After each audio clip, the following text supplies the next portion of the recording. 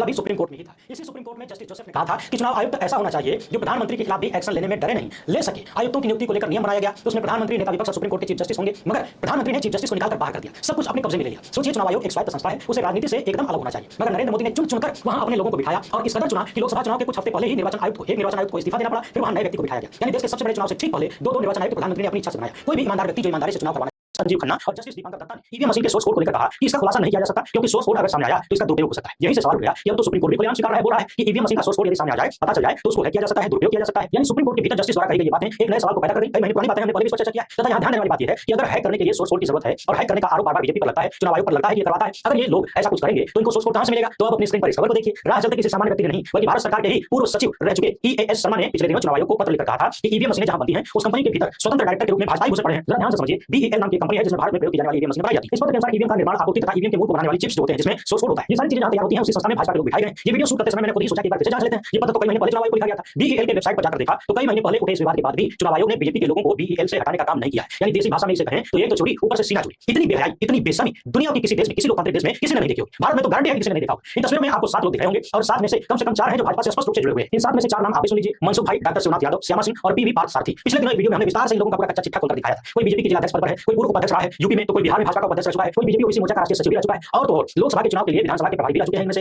यानी 4 लोगों का कच्चा चिट्ठा पूरी तरह से खुलता है। प्रमाणिक रूप से सामने है कि ये सब भाजपा से जुड़े हुए हैं, भाजपा के लोग हैं और इन्हें BEL में स्वतंत्र निदेशक के पद पर बिठाया गया। यानी ऐसी कंपनी जो ईवीएम मशीनें बनाती है जहां पर उसका सोर्स कोड वगैरह तैयार किया जाता है। यानी अगर सोर्स कोड से ईवीएम के साथ छेड़छाड़ हो सकती है तो भाजपा के लिए सोर्स कोड जुटाना कोई बड़ी बात नहीं होगी। आखिर 4 भाजपा जिनका पूरा कच्चा चिट्ठा प्रूफ करके दिखाया है। आप खबर भी देख सकते हैं, न्यूज़ 18 की खबर में लिखा हुआ है कि अमेरिका में बच्चों ने हैक किया ईवीएम, बजा दिया गाना। तो जब बहस छिड़ी हुई थी कि ईवीएम पर भरोसा होना चाहिए या फिर कि नहीं होना चाहिए, इसी बीच अमेरिका में एक सम्मेलन का आयोजन किया गया। इस सम्मेलन का नाम है डेफकॉन हैकर कन्वेंशन। इसको चुनाव अधिकारियों ने बुलाया और इस सम्मेलन में 40 बड़े हैकरों को बुलाया गया। चुनाव अधिकारियों ने जो ईवीएम होती है वो हैकर्स के हाथ में दे दी और कहा कि आप हमें हैक करके बताइए कि क्या इसको हैक किया जा सकता है। आपको बता दें कि बड़े-बड़े हैकर्स ने हाथ भी नहीं लगाया, बच्चों ने पहले ही ईवीएम को हैक करके दिखा दिया। ये कुछ घटनाओं को याद दिला देता हूं। याद करिए, लोकसभा चुनाव में पहले चरण की वोटिंग के लगभग 11 दिन बाद चुनाव आयोग ने वोटर टर्नआउट डाटा दिया था। यानी ये बताया कि कितने वोट पड़े, कितने प्रतिशत वोट पड़े। पहली बात तो ये थी कि भारत के इतिहास में, चुनावी इतिहास में ये पहली बार हुआ जब ये आंकड़ा बताने में 11 दिन का समय लगा। और इससे भी ज्यादा टेंशन की बात ये थी कि ये आंकड़ा 5 या 6% के आसपास बढ़ा हुआ बताया गया। यानी वोटिंग के दिन जो आंकड़ा दिया गया था उसमें 5-6% बढ़ गए। ये आंकड़े भी प्रतिशत में प्रस्तुत किए गए। यानी एक से बढ़कर एक सवाल उठते रहे, जवाब के नाम पर ठन ठन गोपाल था। यानी पहले फेज में 11 दिन का समय लगा, इसके बाद कभी 4 दिन तो कभी इसी के आसपास समय लेकर चुनाव आयोग के आंकड़े प्रस्तुत किए गए और लगभग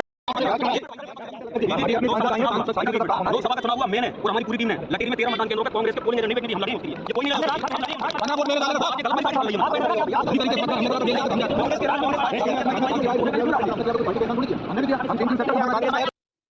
दोस्तों, आपके स्क्रीन पर यह है लता वानखेड़े, सांसद लता वानखेड़े। उनसे पार्टी का कार्यकर्ता बात कर रहा था और मैं जानता हूं आपके जहन में क्या सवाल होगा कि भाई ये डींगे हाँक रहा होगा, ये इंप्रेस करने के लिए बातें कर रहा होगा, ये फेंक रहा होगा। सबसे बड़ी बात, फेंकू शब्द का इस्तेमाल हमें बहुत जिम्मेदारी के साथ करना चाहिए, क्योंकि इस देश में हर कोई फेंकू नहीं हो सकता है। कुछ एकाध बिरले लोग होते हैं जो फेंकू होते हैं। सबसे बड़ी बात। दूसरी बात, अगर ये बंदा डींगे मार रहा है, अगर ये बंदा झूठ बोल रहा है, चलिए 2 मिनट के लिए मैं भी मान लेता हूं कि भाजपा के जो कार्यकर्ता कह रहा था कि मैंने 15 वोट डाल दिए, मैंने कांग्रेस के किसी भी कार्यकर्ता को वहां पर पहुंचने नहीं दिया, पोलिंग एजेंट को पहुंचने नहीं दिया, मान लिया ये झूठ है। मगर मुद्दा ये नहीं है। याद कीजिएगा, जब लोकसभा चुनाव चल रहे थे तब इसी मंच पर मैंने आपके सामने 1 नहीं 2 नहीं 3 तस्वीरें पेश की थी कि किस तरह से भारतीय जनता पार्टी के कार्यकर्ताओं ने पोलिंग बूथ को मजाक बनाकर रख दिया था। कोई मल्टीपल वोट्स डाल रहा था, यानी कि कई जगह पर वोट डाल रहा था। किसी ने एक पोलिंग बूथ को हाईजैक कर वहां से लाइव कर रहा था और कोई अपने छोटे बच्चे का इस्तेमाल करके उससे वोट दिलवा रहा था। और फिर जोड़िए से एसोसिएशन फॉर डेमोक्रेटिक रिफॉर्म्स का वो शोध जिसमें कहा गया था कि जितने वोट डाले गए और जितने वोट गिने गए उसमें लाखों का अंतर है। उसकी हम चर्चा करेंगे, मगर सबसे पहले अपने जहन में रखिए भारतीय जनता पार्टी के कार्यकर्ता का वो बयान, वो वायरल वीडियो जो अभी आपने देखा।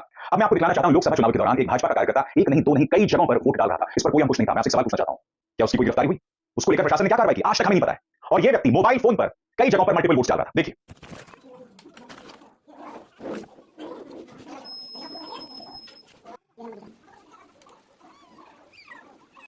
इसके बारे में मैंने आपको अपने मंच पर बताया था। दोस्तों, सबसे बड़ी बात, चुनाव आयोग ने इस पर कोई टिप्पणी नहीं की।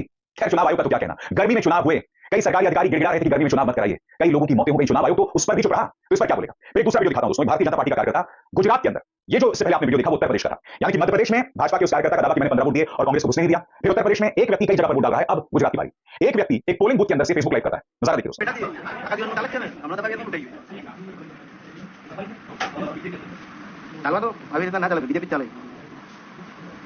लोकतंत्र का मजाक हो रहा है यहाँ पर दोस्तों, लगातार मजाक हो रहा है। और ये तस्वीरें वो हैं जो हमारी आंखों के सामने आई हैं। मैं फिर कह रहा हूं, सांसद लता वानखेड़े को हो सकता है भाजपा का वो कार्यकर्ता डींगे हाँक रहा हो, झूठ बोल रहा हो। मुद्दा वो नहीं है। मुद्दा ये है कि ऐसी ढेरों तस्वीरें हैं, कम से कम 3 तस्वीरें जो मैं आपको दिखा चुका था अपने पहले की रिपोर्ट्स में। अब देखिए ये और वीडियो, ये भी मध्य प्रदेश का है। यहाँ पर भाजपा का कार्यकर्ता देखिए अपने नाबालिग से वोट दिलवा रहा है। ये पोलिंग बूथ के अंदर अपने बच्चे को लेकर है। अब अंदाजा लगाइए, जब अपने बच्चे को लेकर पोलिंग बूथ के अंदर ले जा सकता है तो इसे किसने रोका है? 15 20 40 वोट जितने भी वोट डालना चाहे। भारतीय जनता पार्टी ईवीएम का समर्थन करती है, कहती है ईवीएम हैक नहीं हो सकता। मगर अगर एक ही व्यक्ति कई जगहों पर वोट डाले और इसका बाकायदा सबूत मैंने आपके सामने पेश किया है, या यहाँ पे चिंतित करने वाली बात है। पहली बात, मुख्य चुनाव आयुक्त राजीव कुमार से तो ये सवाल ही नहीं पूछे जाते हैं। और जब सवाल पूछा जाता है तो रक्षात्मक मुद्रा में आ जाते हैं, अजीबोगरीब शेर पढ़ने लगते हैं, अजीबोगरीब कविताएं पढ़ने लगते हैं, मगर इन सवालों का जवाब नहीं। दोस्तों, जो तस्वीर मैंने आपको दिखाई, अब इसको जोड़ के देखिए एसोसिएशन फॉर डेमोक्रेटिक रिफॉर्म्स का जो शोध था उसकी जो रिपोर्ट थी और साथ ही वोट फॉर डेमोक्रेसी की रिपोर्ट, जिसके मुताबिक लोकसभा चुनावों में कम से कम 79 सीटों पर 79 सीटों पर गड़बड़ छाला हुआ है और वो 79 की 79 सीट्स यानी 79 की 79 सीट्स एनडीए के जेब में गई हैं, एनडीए के पाले में गई हैं। सबसे पहले एसोसिएशन फॉर डेमोक्रेटिक रिफॉर्म्स सरल शब्दों में रिपोर्ट क्या कहती है? आप ईवीएम में वोट डालते हैं और फिर उस वोट की गिनती होती है। एडीआर का कहना है कि जितने वोट डाले गए और जितने गिने गए उसमें लाखों का अंतर है। और सबसे दिलचस्प बात, ये आंकड़ा एसोसिएशन फॉर डेमोक्रेटिक रिफॉर्म्स के दिमाग की उपज नहीं है, ये आंकड़ा उन्होंने चुनाव आयोग से हासिल किया, चुनाव आयोग की वेबसाइट से। एडीआर क्या कहता है दोस्तों, ध्यान से सुनिएगा और जब आप ये रिपोर्ट सुनेंगे तो अपने मन में रखिएगा वो 4 तस्वीरें जो मैं आपको दिखा चुका हूं, जिसमें भाजपा के कार्यकर्ता मनमर्जी वोट डाल रहे हैं, दावे कर रहे हैं, लाइव कर रहे हैं, अपने बच्चों से वोट दिलवा रहे हैं। एसोसिएशन ऑफ डेमोक्रेटिक रिफॉर्म्स की रिपोर्ट आपकी स्क्रीन पर। संस्था के मुताबिक ये अनियमितताएं कुल 538 सीटों पर पाई गई। एडीआर की तरफ से कहा गया है कि 362 सीटों में डाले गए मतों की तुलना में 5.5 लाख कम वोटों की गिनती हुई। 362 सीट्स, इसमें डाले गए थे 5.5 लाख वोट जिनकी गिनती ही नहीं हुई। अभी गिनती क्यों नहीं हुई बताइए, किसको नुकसान हुआ इसका? इस सवाल का जवाब चुनाव आयोग क्यों नहीं देता? फिर देखिए साहब, वहीं 176 सीटों पर डाले गए वोटों की तुलना में 35,000 ज्यादा वोटों की गिनती हुई। 35,000 ज्यादा वोट्स। दोस्तों, इन चुनावों में आपको याद होगा मुंबई उत्तर पश्चिम में महज 48 वोट से भाजपा गठबंधन का प्रत्याशी जीत गया था और यहां पर 35,000 वोटों का अंतर। कई जगहों पर बमुश्किल 2,000 वोट से भाजपा जीत गई। अधिकतर सीटों में जहां पर अंतर दिखाई दे रहा है भाजपा को फायदा हुआ है। और सबसे शॉकिंग है वोट फॉर डेमोक्रेसी की रिपोर्ट जो आपकी स्क्रीन पर आने वाली है। बीजेपी गठबंधन को हुआ 79 सीट्स का फायदा, 79 सीटों का फायदा। वोट फॉर डेमोक्रेसी की रिपोर्ट क्या कहती है आपकी स्क्रीन पर? वोट फॉर डेमोक्रेसी की रिपोर्ट में लोकसभा 2024 के चुनावों की निष्पक्षता पर सवाल उठाया गया है। रिपोर्ट में कहा गया है कि शुरुआती मतदान के आंकड़ों से लेकर अंतिम मतदान के आंकड़ों तक 4 करोड़ 65 लाख वोटों की हेराफेरी से देश के 15 राज्यों में भाजपा के नेतृत्व वाले एनडीए को 79 यानी 79 सीट्स मिली। हेरफेर के कारण वोटों की बढ़ोतरी के जरिए महाराष्ट्र में 11 लोकसभा क्षेत्रों को एनडीए ने जीत लिया। दोस्तों, महाराष्ट्र में 11 वो सीटें बीजेपी गठबंधन को मिली जो उसे नहीं मिलती। सोचिए, अगर बीजेपी गठबंधन की 11 सीटें कम हो जाती, चलिए वो हो जाइए 79 सीट्स। अगर गठबंधन की 79 सीट्स कम हो जाती तो एनडीए जो करीब 290 पर है वो 210 पर आ जाता। चलिए मैं कहता हूं 79 सीट्स ना सही, अगर 20 सीटें भी भाजपा की कम हो जाती। भाजपा के पास कितनी सीटें? 240 से 20 सीटें कम कर दीजिए, 220।